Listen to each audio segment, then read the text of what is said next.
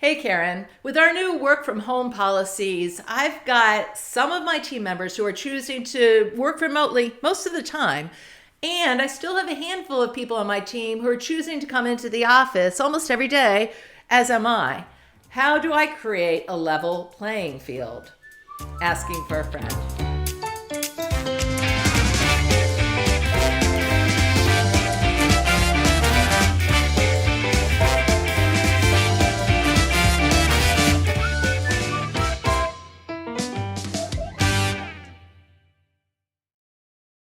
Love this question. Have been having this conversation many times recently. And what you're talking about here actually has a name. It's called proximity bias. Proximity bias, like most biases, are generally unintentional, and sometimes you're even unaware that they're happening. So I'm glad that you raised this conversation. Proximity bias, it means that you're more likely to connect with, to trust the people you see every day than the people who are more remote. It could be something as simple as you are having technology where you're sharing your slides into your Microsoft Teams or your Zoom rooms.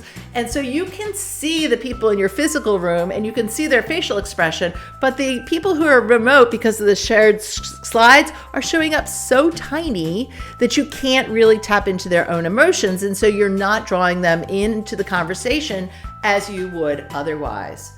Or it could be the meeting after the meeting that so frequently happens, where you have the conversation, you're very careful of keeping everybody included, and then you hang up, and then somebody shares their other thoughts, some things that they were not quite sure about, and then you get into a deeper dialogue.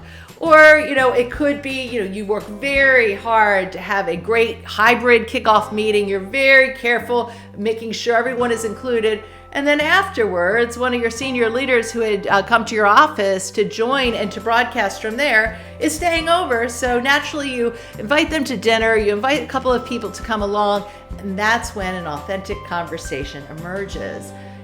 Unintentional, but could still create a bias. So what can you do?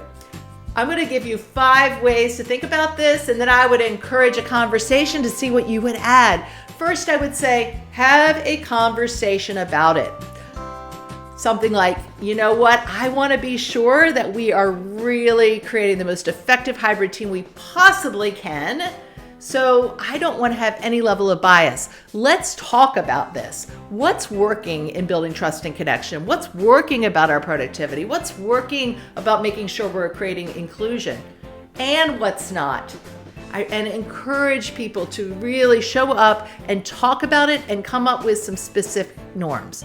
The second thing I would say is be very deliberate with your one-on-ones. This matters in every team, but it really matters when you're dealing with a hybrid team like this, so that you are checking in one-on-one with every team member. You're connecting at a human level. You're removing roadblocks. You're making sure they understand their strategic priorities. You're checking in for their ideas. So that's the second. Then I would say, try to lead your meetings from both sides of the technology. What do I mean by this? If you are accustomed to always broadcasting it from your office with people around, try a meeting and where you are remote and have somebody else run it from the office. And so that you can really see how that experience feels, and that awareness will help you improve. You can also rotate who is the facilitator of the meeting, so it's not always being facilitated from the physical office. Sometimes it's being facilitated from someone in a remote location. And then I would say, if you have opportunities and you can actually bring people together from time to time, that you are very deliberate about what you do during those times, so that you're not just parallel working, but during those times, you're working on strategy, you're talking about ideas, you're having conversations to build trust and connection. And then I would say, measure it. And what do I mean by measure it? One simple way to do it, that is just to keep a list of all the names of the people on your team, and then just keep track. How many times have you talked to them this week? How have you asked them for their ideas? Have you had a casual conversation about something outside of work? And it doesn't have to be anything fancy, but actually track what you're doing so that you can look at the data versus, oh yeah, I'm sure I've talked to that person. And then you can also measure it in bigger ways too. When you look at your team statistics, are you more likely to retain the people that are in the office or the people that are hybrid? Who is getting promoted? Take a look at some of those statistics as well. So those are 5 ways that I would begin to think about overcoming proximity bias. What would you add?